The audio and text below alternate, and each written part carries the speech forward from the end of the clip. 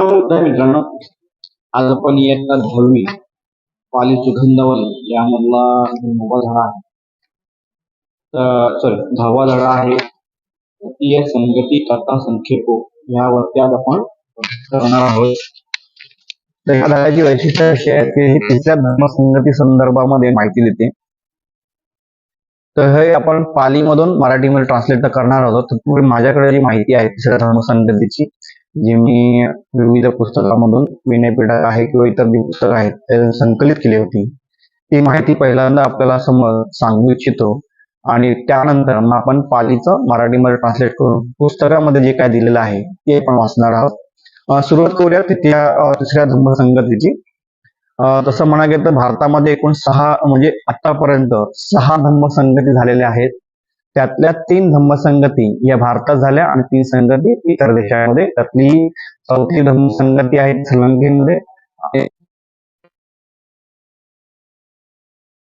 धम्मसंगती भगवान बुद्धांची महापरिनिर्वाण 4 महिन्यात झाली. त्याच्यासाठी अजयशत्रू हे सगळे संपूर्ण व्यवस्था पाहिली. दुसरी संगती झाली त्यावेळी काळाशोक नंदीवर्धन याच्या दुसऱ्या धम्मसंगतीमध्ये महाराजा नंदीवर्धन, ज्याला काळाशोक असेही म्हणतात, ही भगवान बुद्धांच्या महापरिनिर्वाणानंतर जवळपास 100 वर्षानंतर झाली होती. तिसरी धम्मसंगती सम्राट अशोकांच्या काळामध्ये झाली. 4थी धम्मसंगती ही श्रीलंकेमध्ये झाली आणि 5वी आणि 6वी त्याच्यामध्ये बर्मिला झाली. आणि त्याच्यामध्ये 6वी जी धम्मसंगती आहे त्यावेळी स्वतः बाबासाहेब त्याच्या ओपनिंग आणि एंडिंग सेरेमनीला उपस्थित होते. हे खूप वैशिष्ट्यपूर्ण झालेले आहे.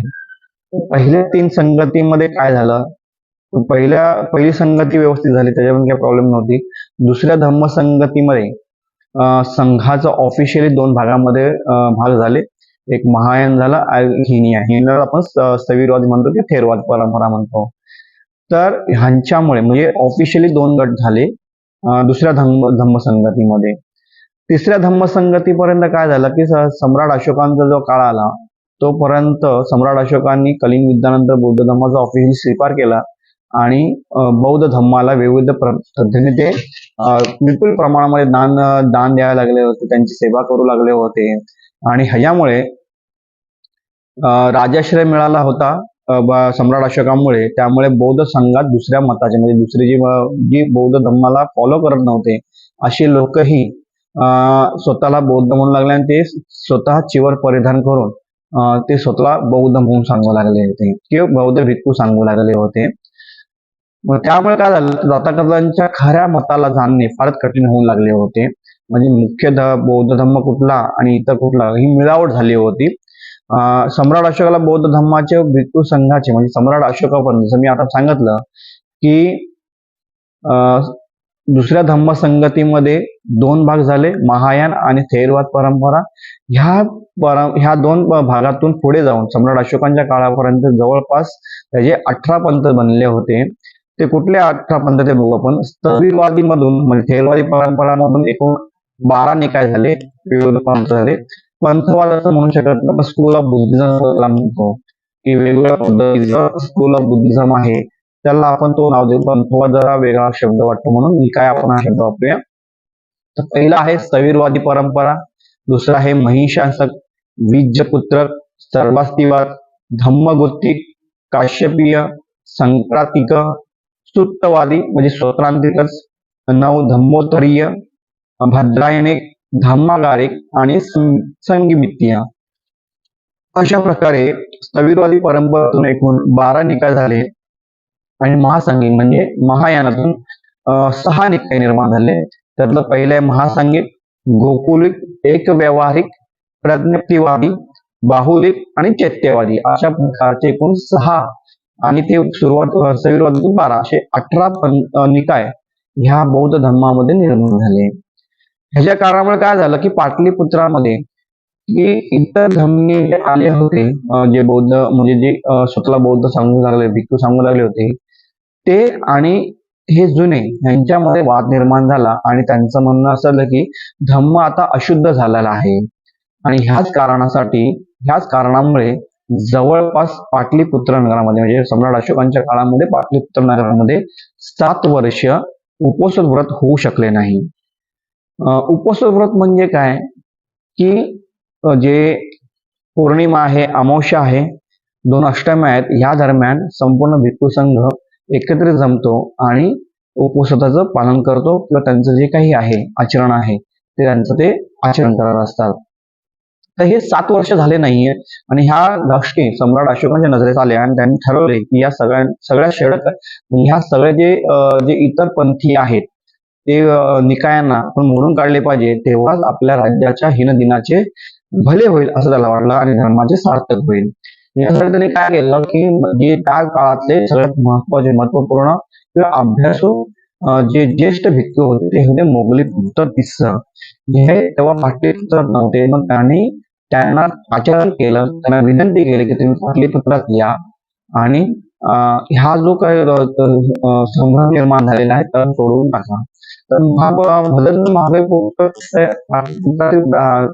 थोडी माहिती देतो.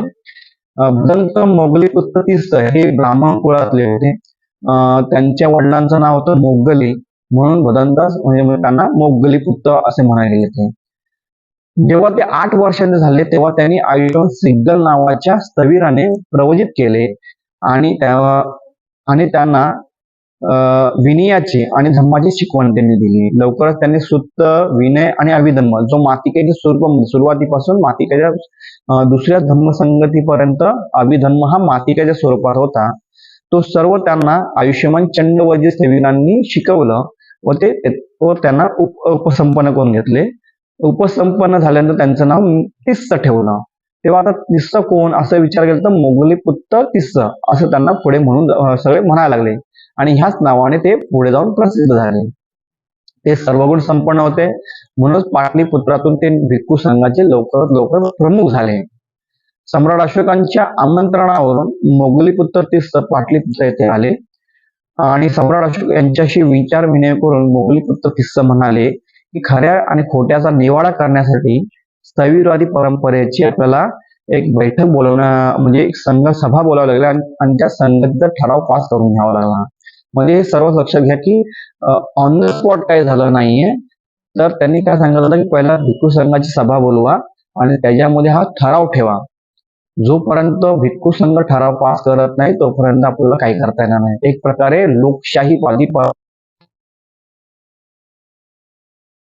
यांच्या सूचनेवरून पाटलीपुत्रात भिक्खू संघाची बैठक बोलून आली आणि त्यात थोडे निर्णय घ्यायला कुठले निर्णय आले तर संगतीमध्ये ह्या तिसऱ्या धम्म संगतीमध्ये एकूण 1000 स्थविरांना निमंत्रित करावे. दुसरा आहे धम्माचा निवाडा करावा. ही बुद्ध वचनाचे सुत्त, विनय आणि मातिका यास निश्चित करावे. 4 ही संगती पाटलीपुत्रातील अशोकरामात व्हावी. अशोकराम हे ठिकाणी ही तिसरी धम्म संगती सुरू झाली. संगती सर्व व्यवस्था आणि सुरक्षा आयुष्यमान महेंद्र स्थविरांनी करावी. आणि 6 या संगतीचे अध्यक्षस्थान मोगलीपुत्र तिस्स यांनी स्वीकारावे. अशा प्रकारे सर्वांमध्ये हा निर्णय झालेला आहे, ना की सम्राट अशोकांच्या दबावामुळे निर्णय झाला आहे किंवा मोगलीपुत्र तिस्स हे ज्येष्ठ आहेत म्हणून हा निर्णय झाला आहे तर नाही.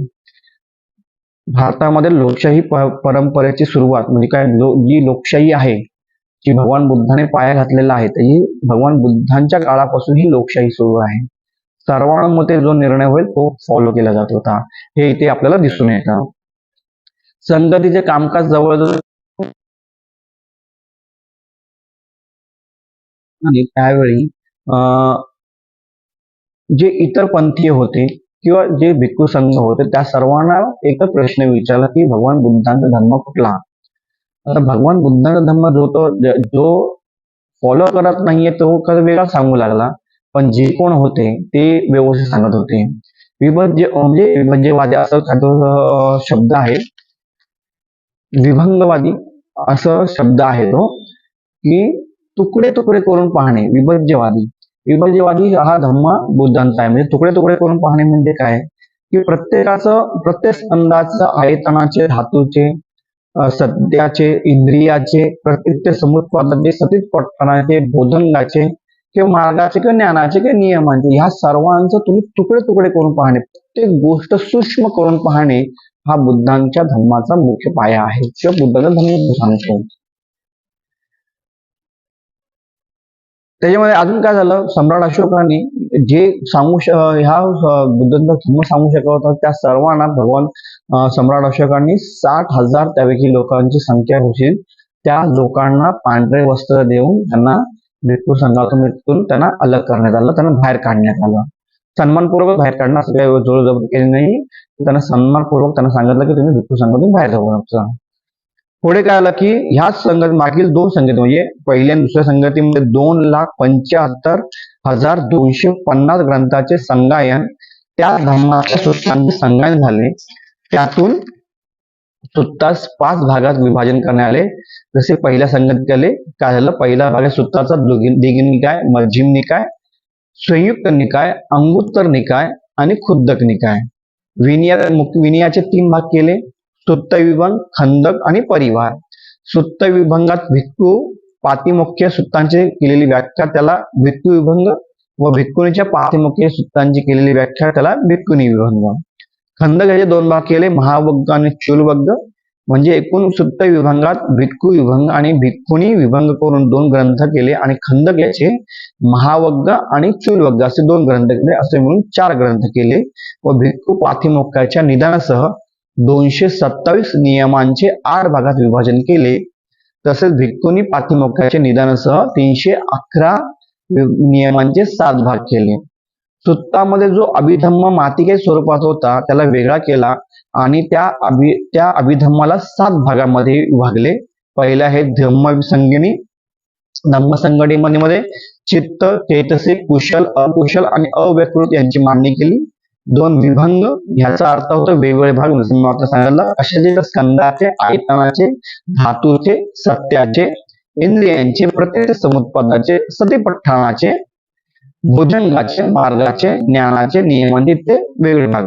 धातुकथा, यातही धातूंचा विचार केला. पुद्गल पिन्यती, ह्या व्यक्तींच्या गुणावगुणांचे प्रकार जे 395 प्रकारच्या व्यक्तींचे वर्णन दिले.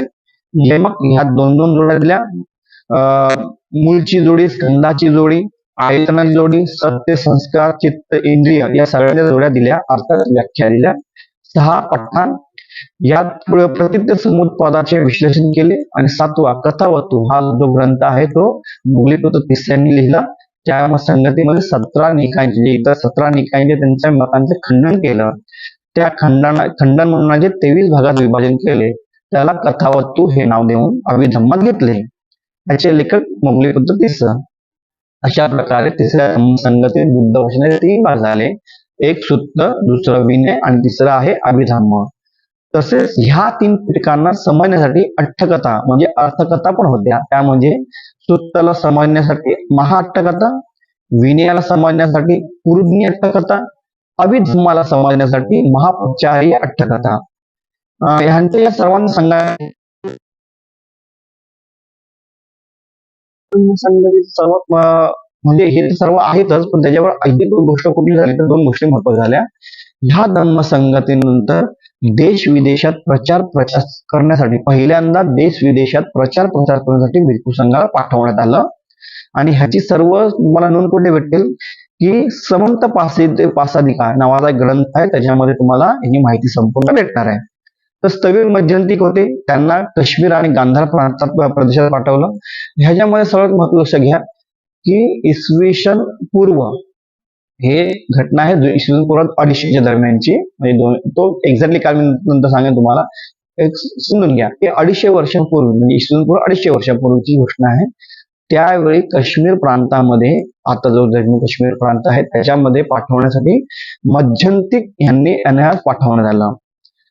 आज आपण जो काश्मीर बघतो आहे किंवा जो काही विकृत पद्धतीने इतिहास आपल्या समोर आलेला आहे त्याच्या मागचं एक लॉजिक समजून घ्या की सम्राट अशोकांनी पाठवलेल्या मध्यंतिक थेरांमुळे तिथे बौद्ध धर्माचा खूप मोठ्या प्रमाणात प्रचार प्रसार झाला. नंतर इसवी सन 1ल्या शतकामध्ये जेव्हा कनिष्क हा सम्राट झाला तेव्हा त्याच्या काळामध्ये पण 4थी धम्मसंगती महायान पंथाची तिथे आयोजित करण्यात आली होती. म्हणजे संपूर्ण काश्मीर प्रदेश हा बौद्ध धम्मीय झाली. ते संपूर्ण सम्राट अशोकांच्या काळापासून ते कनिष्काच्या काळापर्यंत बौद्ध धर्म तिथे वाढीस होता. जर तुम्ही काश्मीरमध्ये गेलं, त्या साईडच्या प्रदेशात गेला, तर तिकडच्या प्रदेशांची नावं बघा, शहरांची नावं बघा, त्याच्यावरून तुम्हाला एक अंदाज येईल की मी जे काय बोलतोय ते चुकीचं आहे का बरोबर आहे ते. जर बरोबर असेल तर कृपया कमेंट करून सांगा मला बरोबर आहे, आणि चुकीचं असेल तर कुठेही सांगा. आपण आपल्या अभ्यासामध्ये अजून सुधारणा करूया.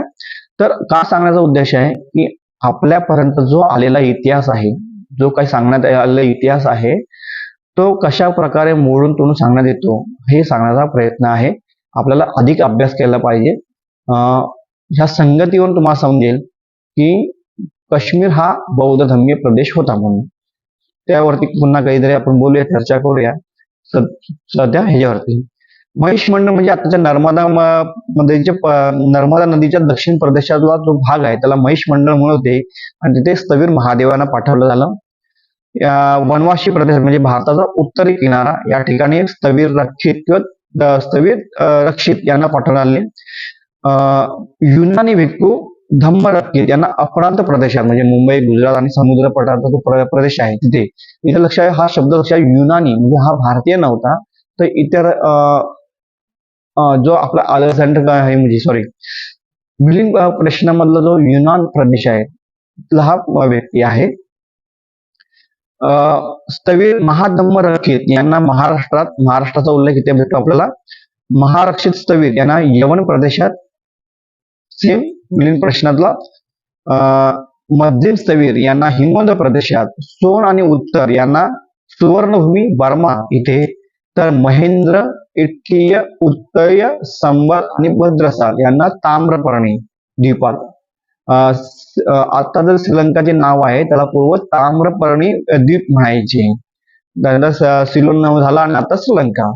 अशा प्रकारे पहिल्यांदा बौद्ध धर्माचा प्रचार करण्यासाठी विदेशामध्ये, भारताची जमीन सोडून विदेशामध्ये प्रचार करण्यासाठी सम्राट अशोकाने ह्या धम्म संघटनेच्या लोकांना पाठवलं. स्थवीर परंपरेचा प्रचार करण्यासाठी युनानी प्रदेशामध्ये पण भिक्खू पाठवले, आणि त्याच्यामध्ये त्यांची नावं पण आपल्याला सापडतात. त्याच्यामध्ये काय, सिरिया आणि बॅक्ट्रियाचा राजा अंतियोत यांचं नाव भेटतं आपल्याला. त्याला एटिकोस थिओस असेही म्हणतात.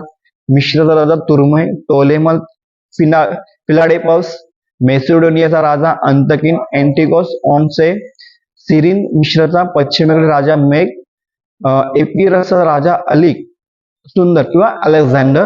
ही संगती म्हणजे हे सर्व युनानी प्रदेशामध्ये जसं जसं आपल्याला इतिहास जर माहिती घेतो तर डेटिंग समजतं ह्या संगतीमुळे की हे राजे त्या काळामध्ये तिथे त्या देशामध्ये राज्य करत होते म्हणून.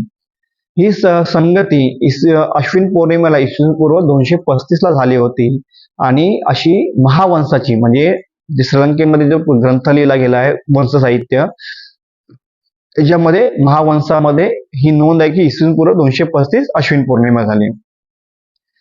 सगळ्यात तिसरी गोष्ट जी महत्वाची आहे की एकूण 84,000 आपण सुत्त म्हणतो, ते सर्वच्या सर्व सुत्त पहिली, दुसरी आणि तिसरी धम्म संगतीपर्यंत मौखिक स्वरूपामध्ये होतं. मौखिक स्वरूपामध्ये म्हणजे पाठांतर बेसमध्ये होतं. ज्येष्ठ भिक्खू म्हणजे जो सुत्ताचा भिक्खू आहे तो आपल्या शिक्षण त्या सुत्तांचं पठण करायचं मौखिक पाठांतर असणंच गरजेचं आहे. तुम्ही श्रीलंकेमध्ये जा किंवा इतर देशामध्ये जा की त्या ठिकाणी जर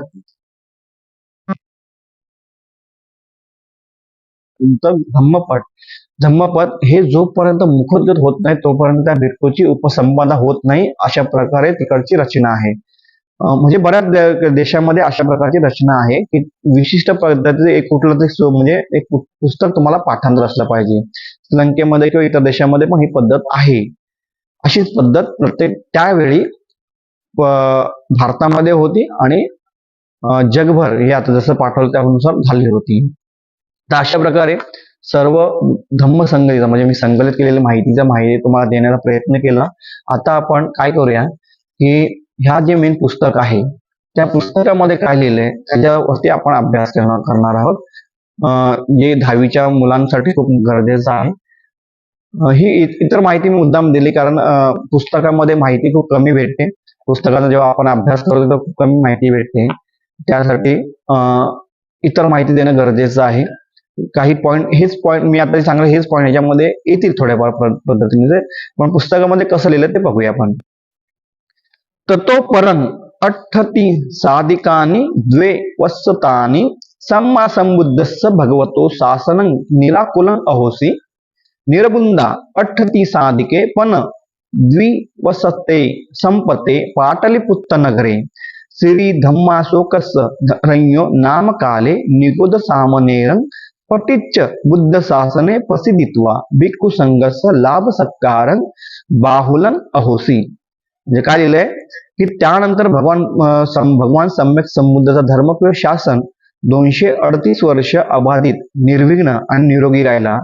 परंतु जेव्हा 238 वर्ष पूर्ण झाली तेव्हा पाटलीपुत्र नगरात राज्य करणारा श्री धम्माशोक म्हणजे सम्राट अशोक नावाच्या राजाच्या काळात निघृत नावाच्या श्रामणेरामुळे बुद्ध धर्मावर श्रद्धा वाढून भिक्खू संघाला लाभ आणि सन्मान भरपूर प्रमाणात मिळू लागले. ते निघृत नाव लिहिलेलं आहे. लक्षात घ्या की हे नाव का आलं आपल्याकडे. सम्राट अशोकांच्या काळामध्ये म्हणजे त्यांच्या लिखित इतिहासामध्ये एकच महायुद्ध झालं आणि ते होतं कलिंग युद्ध. या कलिंग युद्धामध्ये लाखो लोक मारले गेले होते आणि ते सर्व रक्तपात पाहून ह्या सम्राट अशोकांच्या मनामध्ये पश्चाताप निर्माण झाला होता की एवढी माणसं माझ्यामुळे एवढी माणसं मारले गेली आहेत. आणि अशा द्विधा मनस्थितीमध्ये असताना निघृत नावाचे एक श्रामणेर होते. त्यांनी पाहून म्हणजे त्यांची दिनचर्या पाहून, जी शांत चर्या आहे ती पाहून त्यांच्या मनामध्ये ऑलरेडी ते बुद्ध धम्माचे उपासक होते. का होते मला सांगतो. मला वाटतं माझ्या एका व्हिडिओमध्ये मी ते सांगितलं आहे की त्यांची आई धर्मा आणि त्यांची पत्नी वैदेही ह्या दोघीही बौद्ध धम्माच्या अनुयायी होत्या. आता साहजिकच आहे, आईचे गुण मुलामध्ये येणारच. आई जशी आहे तसंच मुलंही असणार. तर धर्म ही बौद्ध धर्माचे अनुयायी, तर सम्राट अशोकही बौद्ध धर्माचे अनुयायी होते तोपर्यंत असं म्हणूया आपण. जेव्हा त्यांची प्रेयसी म्हणजे वैदेही तिच्याबरोबर त्यांचं लग्न झालं, त्यांना 2 मुलं झाली. त्यांचं नाव आहे महेंद्र आणि संघमित्रा. तर ही वैदेही ही बौद्ध धर्माची मोठी उपासिका होती. आता लक्षात घ्या की एखादी प्रेयसी जर असेल बौद्ध म्हणजे कोणाची प्रेयसी असेल तर तो प्रियकर आपल्या प्रेयसीला मिळवण्यासाठी ती जी काही बोलेल त्या बोलण्यामध्ये तोही फॉलो करतो, त्यानुसार वागण्याचा प्रयत्न करतो. तर ऑलरेडी तो बौद्ध धर्माचा आईच्यामुळे असल्यामुळे प्रेयसीचा धर्म म्हणजे जो बौद्ध धर्म होता त्याला मानणं त्याला काही जास्त जड नव्हतं. फक्त एवढंच आहे की तो प्रॅक्टिस मध्ये नव्हता. बौद्ध धर्मीय असणं वेगळं आणि प्रॅक्टिस मध्ये असणं वेगळं. उदाहरण घ्या की बौद्ध धर्मीय माता पितांच्या पोटी जो जन्माचा हा बौद्ध असं आपण म्हणतो, पण बाबासाहेब त्याला म्हणतात की तसं जन्माने कोणीही बौद्ध होत नाही, त्याला दीक्षा घ्यावी लागते तेव्हा तो बौद्ध होऊ शकतो. मग अशाच प्रकारचं एक साधारणतः आपण ते पाहू शकतो, समजू शकतो की हा बौद्ध धर्मीय होता पण तो प्रॅक्टिस मध्ये नव्हता, जसा आचरण नव्हता जसा तो नंतर दिसतो आपल्याला. तर हेच इथे सांगितलंय की निग्रो नावाच्या श्रामणेरामुळे त्याच्या मनामध्ये त्याने श्रद्धा निर्माण झाली आणि तो बौद्ध धर्मीय अनुयायी प्रॅक्टिस मध्ये अनुयायी झाला आणि त्याने भिक्खू संघाला लाभ, जसं मी काही सांगितलं की राजाश्रय मिळाल्यामुळे बौद्ध धर्मीय भिक्खूंना खूप मोठ्या प्रमाणे दान भेटू लागले, सन्मान भेटू लागलं होतं. पुढे जाऊन काय म्हणतात की तदा षट्टी सहस्रा सिद्धिया लाभ सत्कार अपेक्षित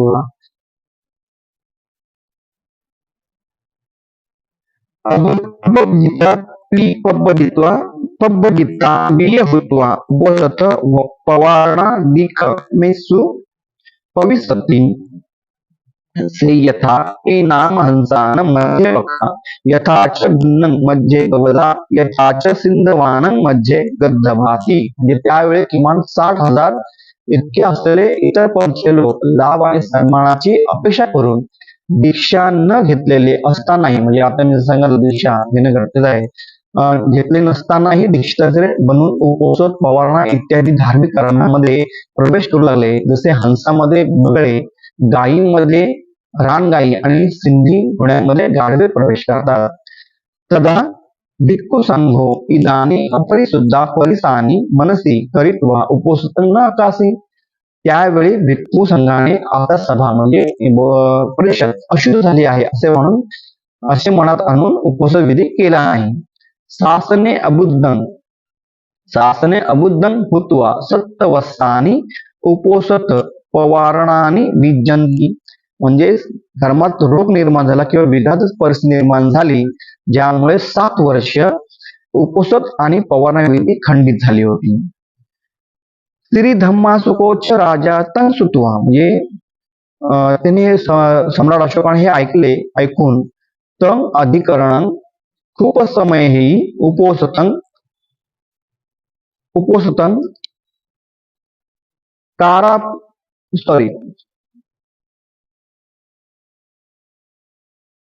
ऐकले तेव्हा त्यांनी वाद किंवा अधिकरण मिटव आणि भिक्खू संघाला उपस्थिती करायला असे सांगून एका मंत्र्याला पाठवले.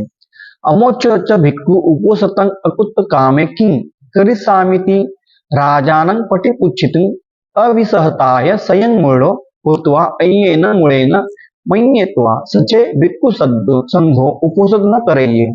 भिक्खू संघ धातेतु कामो सुत्वा विहारं गत्वा उपोषतं अकंतु कामं भिक्खू संघं घातेसी. आणि तो मंत्री भिक्खूंना उपवास करायला नकार दिला तर मी काय करू. हे राजाला विचारायची हिंमत नसल्यामुळे स्वतः गोंधळात पडला आणि दुसऱ्या एका गोंधळलेल्या माणसाशी विचारविनिमय करू लागला. जर भिक्खू संघाने उपवास केला नाही तर महाराज त्यांना ठार मारू इच्छितात असे स्वतः गोंधळात पडून त्या गोंधळलेल्या माणसाकडून चुकीचे बोलणे ऐकून विहारात गेला आणि उपवास विधी करायला नकार देणाऱ्या भिक्खू संघाला त्याने ठार मारले.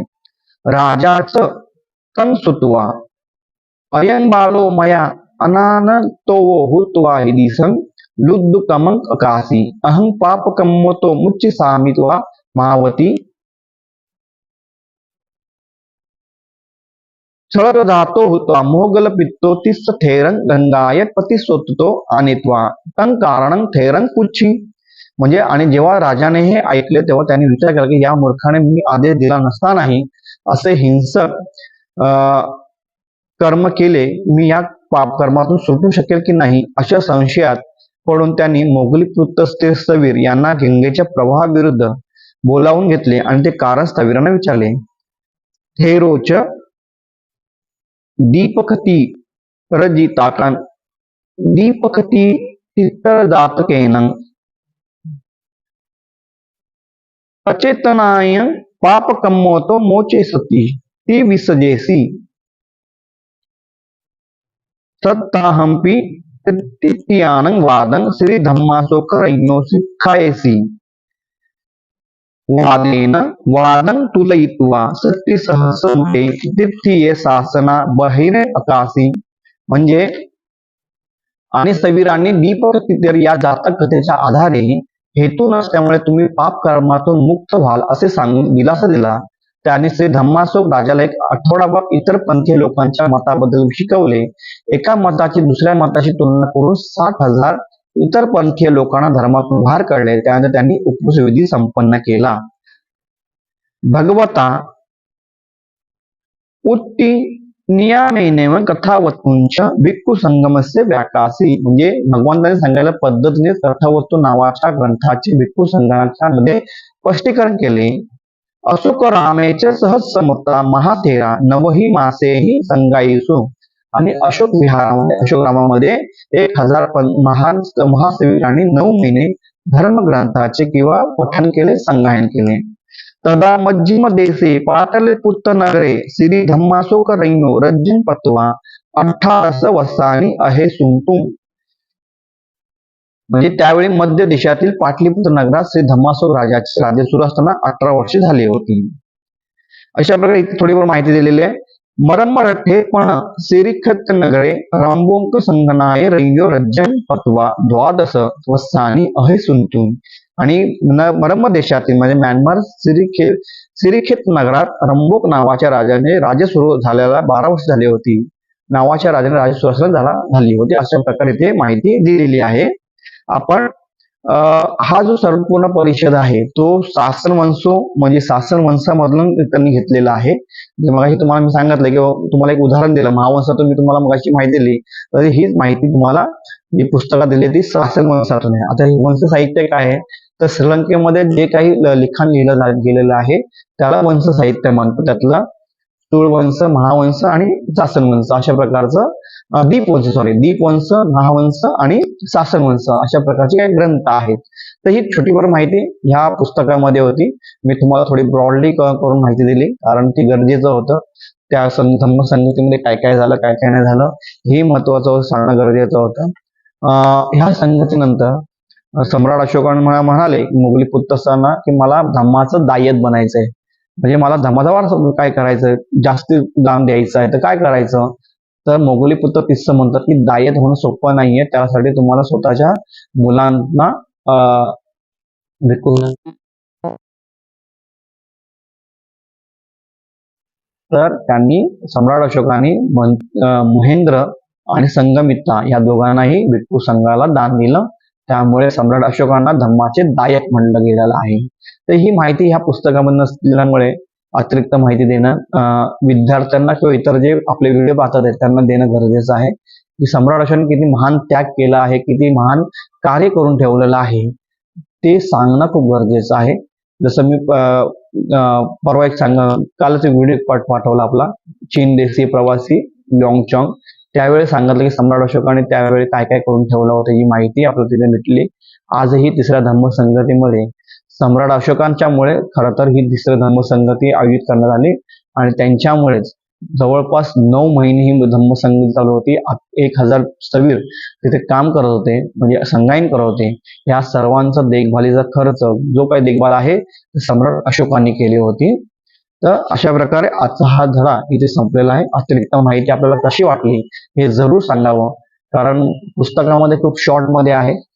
मुलांना माहिती व्यवस्थित समजली पाहिजे. या सर्वांची आपण असणं भारताचा इतिहास आतापर्यंत आपल्याला कसा चुकीचा किंवा कसा संक्षेपाने सांगण्यात आलेला आहे, इथे संपूर्ण विद्यार्थ्यांनी जे उपासक आहे त्यांनी लक्ष देणं गरजेचं आहे. भागवताचा इतिहास खूप मोठा आहे, सम्राट अशोकांचा इतिहास त्याच्यामध्ये खूप मोठा आहे.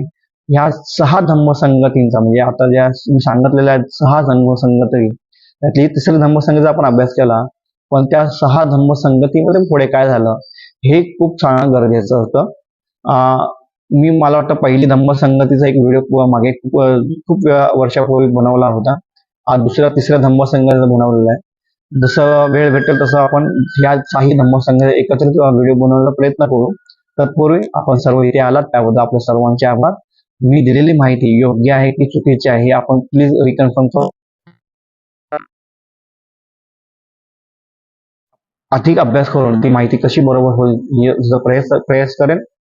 तत्पूर्वी आपल्या सर्वांच्या प्रती मंगल मैत्री व्यक्त करतो.